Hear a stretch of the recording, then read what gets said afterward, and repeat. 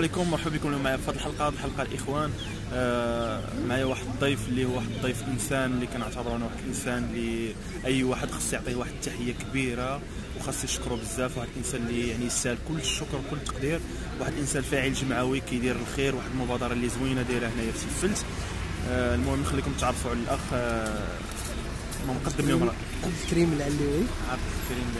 المهم نعرف الناس عليه. مدينه سيفلت، فاعل جمعوي. الجمعيه ديالنا هي جمعيه المغرب الكبير للطفوله، قامت بعده انشطه داخل المدينه وفي بعض المناطق هنايا ديال سيفلت بحال الحجامه. حنايا كفاعلين جمعويين يعني بانت لنا الفكره ديال المائده ديال الكسكس كل جمعه. هذه هي اللي بغيت نهضر لكم عليها، واحد المبادره دايره زوينه بزاف واللي كنتمنى تعمم في المغرب كامل ان شاء الله. اللي هي مبادره المهم خليك تتقدمها لهم. وكل جمعه تنديروا الكسكسو للناس المحتاجين، يعني حاليا دابا يعني ما بين ناس يعني كبار، رجال كبار، عيالات كبار، حتى بالنسبه للاطفال حتى هما كيجيو كياكلوا عندنا الكسكس كل جمعه. اللي بغيت نقول له واحد القضيه بصراحه الخوت، يعني لهذا انا غادي نقول هذه القضيه ما عمرني كنت كنتمنى نقولها، ولكن اليوم غادي نقولها لكم. من جا الاخ ديالي السوح صديقي وعزيز عليا وسول فيا، تنشكرو بزاف. تنشكر حتى الصحافه كلها، اي مجموعه ديال الصحافه سولات فيا وصورت معاها، حتى الاخ ديالنا السوح شكرا ليه بزاف. شكرا لكم حتى نتوما اللي كتشاهدونا. انا اليوم غادي نقول لكم واحد القضيه. انا ملي كنت صغير يعني كنت كندور في الزنقه، ما كانش عندي مأوى، ما عندي فين نجلس، ما عندي فين نسكن، حتى الاكل ما كانش، ما تلقى ما ناكل. مثلا هذاك الشخص اللي كنت انا كنقلب عليه وانا صغير هو انا. يعني دوك الاطفال اللي كنشوفهم كيدوروا في الشوارع هنا في مدينه سيفلت ما كياكلوش، وهذا كيبقاو فيا. قلت علاش انا ما نفكرش بزيرو درهم ونخلق لهم واحد ولو وجبه وحده. انا كنتاسف لان ما قدرتش ندير بزاف، يعني ولكن هذه التجربه اللي عشتي كانت هي الفاعل، هي واحد الرغبه هي اللي خلاتك دير هذه المبادره. نعم، كون ما دازش عليا في الحقيقه وما كنت يعني دازت عليا القهره في الصغر ديالي، ما غاديش نفكر في هاد الناس اللي مساكن تيباتوا في الزنقه وما عندهمش ما ياكلوا. عرفتي كسكس راه صاحبي، راه الكسكس راه عيد المؤمنين يوم الجمعه، خصنا كلنا نتضامنوا باش يعني الكسكس راه نقدروا نعتبروه بحال الاعياد، بحال شي يعني بالعاده المغربيه يعني راه بحال العيد، بحال شي مناسبه اللي يعني كلشي عيد المؤمنين يوم الجمعه. يعني المتشردين هذا هو المهم. الناس اللي ما نسميوش هذه الكلمه شويه قاصحه اللي خرجت، متشردين ما نسميوش متشردين، الناس اللي يعني حاله مزريه، الظروف خلاتهم مسكينين جبرات ولقى راسو في ديك الحاله. حتى واحد ما بغى يكون حتى واحد ما بغى يعيش شي عاشه شي حاله.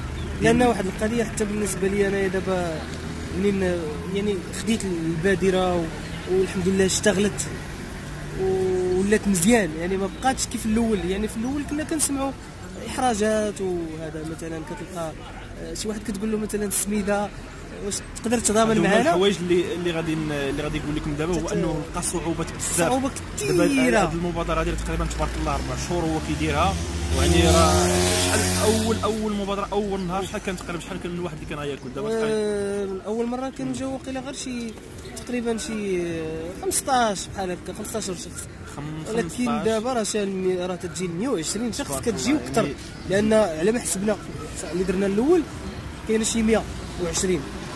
ولكن ان شاء الله هذا الخميس دابا غدا والجمعه اللي جايه ان شاء الله الرحمن الرحيم الى جيتوا تراقبونا ولا يعني تعيشوا معنا اللحظه، غادي تشوفوا مجموعه ديال الحوايج غادي يعجبكم الحال. لان يعني انا راه درت معاه من قبل ما نديروا هذا الروبورتاج هذا باش نتعرفوا عليه اكثر ونتعرفوا على التجربه هذه.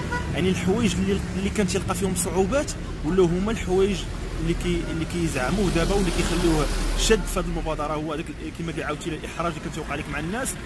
ويعني والعكس دابا ولا يعني غتوقف على الناس هما عارفين الواجب ديالهم، حتى هما كيلقاوهم وجدوا ليه دوك المعاناه. كاين بعض الناس دابا اللي تمشي تلقى صافي موجد ليا موجد زمان الخضره ولا راه يا اخي كاينين شي ناس يقدروا يجبروك باش تحبس العمل الخيري. ولكن انايا غادي نوجه لكم رساله، اياكم يا الخوت شي واحد يحبس، يعني يحبس في طريق العمل الخيري، الطريق ديال العمل الخيري ما تحبسش فيه، استمر. واخا الاكراهات وتسمع انا كانت عندي اكراهات، كنا هذا بنوريكم واحد المقر اللي غادي نوليو نديرو فيه الكسكس. هادشي المهم غادي نعرفوهم من بعد، انا نعرفوهم من بعد. تصور ما تحبسش، انا اللي بغيت نقول هو الانسان اللي بغى يدير الخير ما يحبس.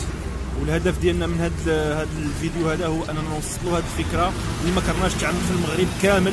انا بغيت نقول واحد الكلمه، اي شخص في اي مدينه ياك في اي مدينه في المغرب بغى تزكيه من الجمعيه ديالنا ويشتغل ونكونوا متوحدين، نكونوا كشباب ديال هذا يعني نتوحدوا العمل الخيري. فانايا شرف ليا يعني نعطي تزكيه لاي شخص.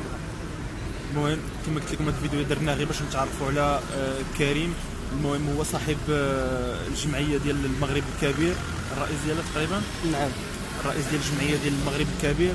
وهذه المبادره الجميله اللي دار لي عجبتني انا بزاف، واللي ان شاء الله غادي نحاول انني نكون عضو فيها ونساهم فيها حتى انا. شرف لينا ان شاء الله، فهمتي. وان شاء الله غادي نساهم فيها حتى انا معاهم ماديا ومعنويا وباي حاجه في هذه المبادره ديال الكسكسو كل جمعه.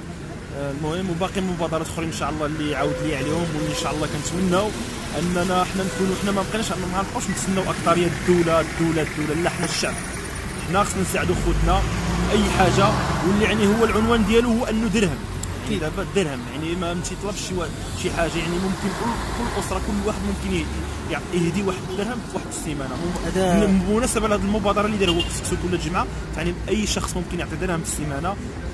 هذا هو المشروع الجديد اللي الجمعيه المغرب الكبير للطفوله يعني كتقوم يعني كتسهر عليه، يعني باش ان شاء الله نوصلوا هذه البادره هذه للناس وتعرف بان درهم نديروا بها مشاريع صغرى لبعض الناس اللي محتاجه ليها 100%. وحتى بالنسبه للشباب يعني اللي الله يسمع ندوزين الحبس ولا شي حاجه، حتى هما ندمجوهم معنا وناخذوا لهم مثلا شي حاجه، نديروا لهم شي حاجه، شي مشروع صغير اللي يشتغلوا فيه.